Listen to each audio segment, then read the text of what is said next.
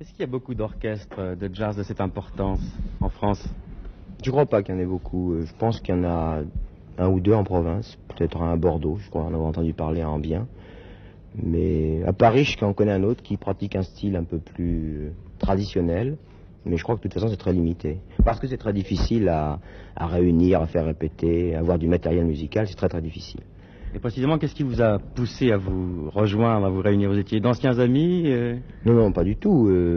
On a constitué il y a longtemps un orchestre dont je me rappelle même plus très bien l'histoire, un petit orchestre, et on a eu envie de faire du grand orchestre parce qu'on aimait le grand orchestre, et il y a une dizaine d'années, on a monté un grand orchestre, ça a été assez épique.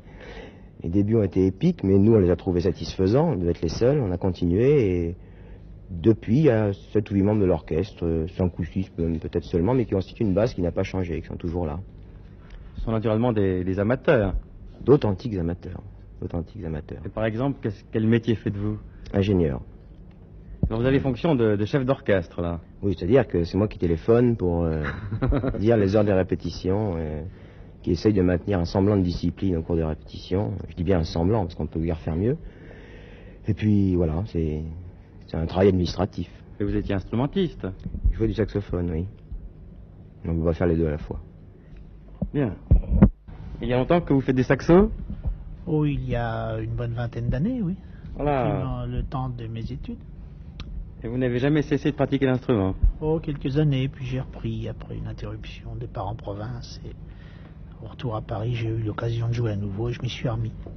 J'ai l'impression que lorsque on a pratiqué le jazz très jeune, on a du mal à quitter cet univers. Hein? Oh, c'est impossible. Enfin, je pense que pour l'instant, ça m'est encore impossible. Je pense peut-être qu'on arrive à quitter, mais je pense pas qu'on puisse abandonner la pratique du jazz. Si un jour ou l'autre on abandonne l'instrument pour différentes raisons, je pense que je ne quitterai jamais la fréquentation du jazz. J'en écouterai toujours, j'irai toujours au concert.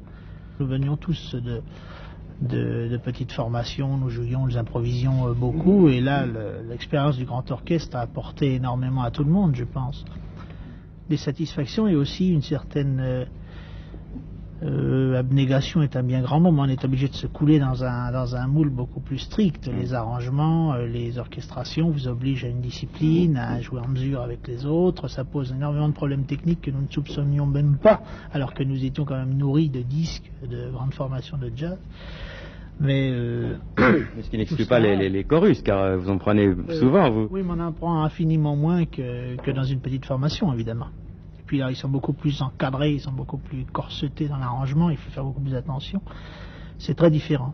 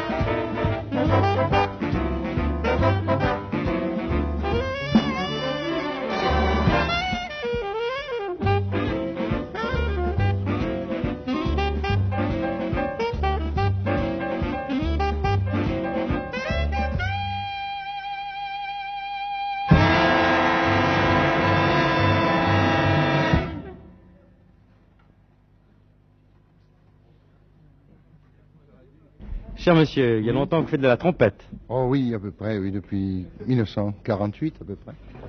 Oui. Tout en continuant votre profession qui est Ah, assez oui. particulière, je crois. Ah oui, bien sûr, ça, et bien entendu, je fais ça pour me changer les idées. Et quelles sont vos idées professionnelles, alors? Ah, comme activité, Oui. oh, bien, ça touche un peu les pompes funèbres, n'est-ce pas? Enfin, la marbrerie, exactement, voyez-vous, c'est pour ça. Oui, ça me change justement, tout à fait, et c'est pour ça que j'ai toujours aimé faire de la musique de jazz, et pour ça. Vraiment, oui. C'est pour ça. Pas pour autre chose, non. C'est moins triste, quoi. Et c'est triste aussi, quand même, le jazz aussi, des fois. Oui. C'est ça. Est-ce que vous pourriez me parler un petit peu des sourdines que vous avez à votre droite, là? Comment les appelle-t-on, ces choses? Ah, bien, voyez-vous, sur une harmone, qui ferme beaucoup la trompette. Elle sonne oui. comment? Vous pouvez me donner un petit Oui. exemple? Ah oui, si vous voulez, voyez-vous.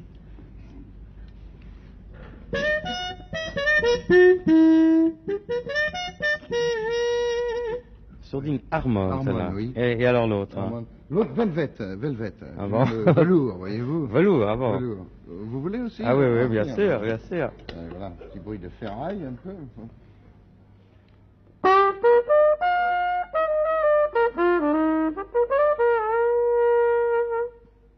Oui. Ah, mais il y a comme ça une Il y en a bonne beaucoup, douzaine oui. de Et combinaisons. la dernière, non, c'est les plus classiques, celle-là. Oui, il me semble. oui, c'est la cup mute. Cup mute.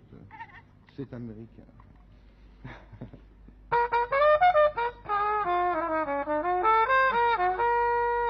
Et alors, qu'est-ce qu'on appelle la sourdine wah-wah? Ah ouais, c'est celle-ci. C'est celle-ci. Ah, nous avons tout ce qu'il faut. C'est une onomatopée, n'est-ce pas? Parce que ça. Il y en a deux, alors, il y en a une Deux. première. Et le plunger et le wah-wah proprement. Ah bon. voyez-vous.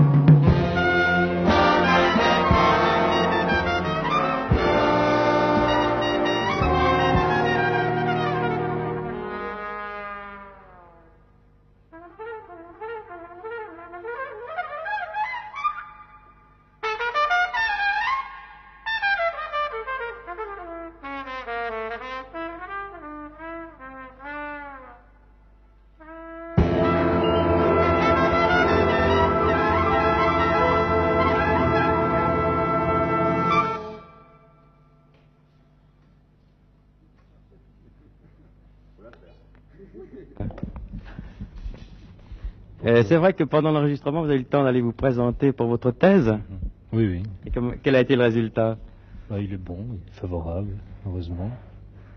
Une thèse en musicologie, ça consiste en quoi exactement? Ça consiste à faire un travail de recherche sur un sujet musical qu'on choisit, qu'on propose à un professeur, qu'il accepte ou qu'il ne l'accepte pas. En l'occurrence, quel était le sujet? C'était curieusement l'évolution de l'écriture des grandes formations de jazz. Voilà. Mais naturellement, quand on fait la musicologie, on n'apprend pas que l'histoire du jazz, on apprend l'histoire de la musique en général. C'est ça, oui. En principe, la musicologie est surtout réservée, le domaine de la musicologie, c'est la musique européenne, la musique classique de tradition européenne. Mais depuis peu, à la Sorbonne, puisque musicologie se fait à la Sorbonne, entre autres, et à Vincennes, le jazz a été introduit. C'est Jacques, d'ailleurs, un musicien de jazz qui donne des cours. Et il est possible donc maintenant de faire des travaux de recherche sur le jazz qui est extrêmement intéressant. Et normal. Il n'y avait pas de raison que le jazz soit écarté de la musique. C'est injuste. Alors, la trompette, vous l'avez apprise de quelle manière, dans quelles circonstances? La trompette, j'ai commencé dans une école de musique, dans un petit village de la Drôme. J'ai commencé, dans une école de musique. Ensuite, je me suis perfectionné moi-même. Je fais un peu de conservatoire. Mais enfin, je n'ai pas fait d'études de trompette très poussées. Vous avez joué dans des fanfares ou des harmonies? Oui, c'est ça, oui, la fanfare de Saint-Sorlan-Valois. D'ailleurs, c'est avec eux que j'ai commencé. Et je leur dois d'ailleurs beaucoup. C'est là que j'ai appris la musique. D'ailleurs, des gens très sérieux qui font de la très bonne musique. C'est d'ailleurs en principe aussi un des buts des musiciens du soir, de présenter des fanfares. C'est vrai, oui. C'est pour ça que je suis content de faire la liaison à travers vous avec une bonne fanfare.